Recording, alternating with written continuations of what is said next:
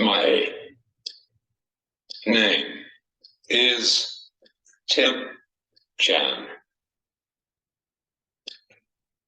I am from Melbourne.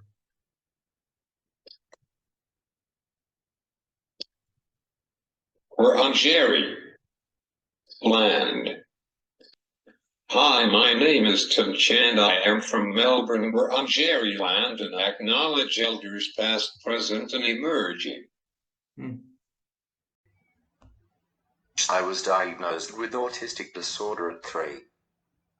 Despite intensive individualized programs, speech therapy and early intervention, I have not been able to speak. At 9, I learned facilitated communication or typing on a speech-generating device with the support of a facilitator, and have used this as my main mode of communication. I am a visual thinker. I see the world in pictures, and initially wasn't able to decipher language.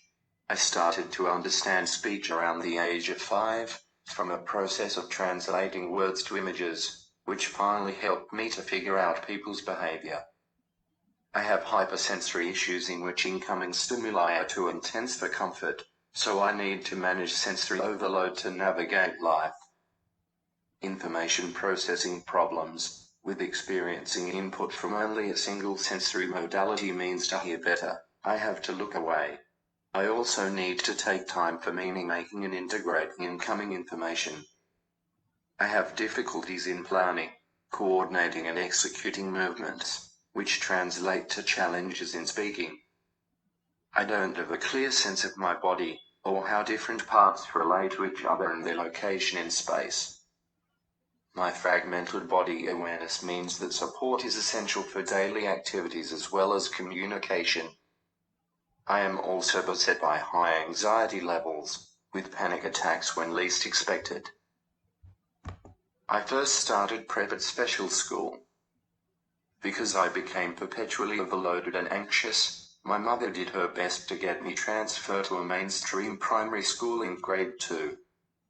I began to learn in a more orderly and inclusive environment.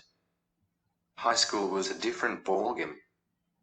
I encountered numerous barriers of discrimination and exclusion up to failing to meet the standards and expectations of typical students. This lack of understanding of non-speaking autism also translated to the banning of facilitated communication. For over 2 years, I was deprived of my method of communication, as well as the means to participate at school.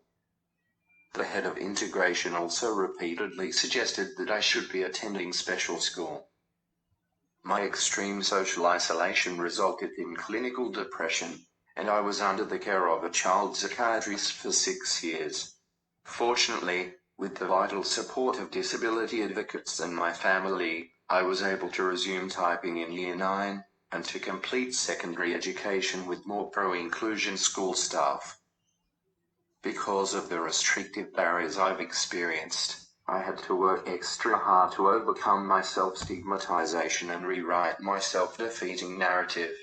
Sheer bloody-mindedness helped me pull through and push boundaries, as I was driven to prove that those people, who thought I was incompetent, had been wrong about me. It took 4 years after completing high school to summon sufficient courage to go to university. This year, I've become a newly minted BA Honours graduate, and super excited as I've just received approval for my PhD studies. With lived experience of discrimination and exclusion, I am keen to advocate for people with additional communication and high support needs. Non-speaking autistic people make up over a quarter of the autistic community. Because of lack of understanding about divergent communication and high support needs, we face numerous attitudinal and structural barriers to inclusion.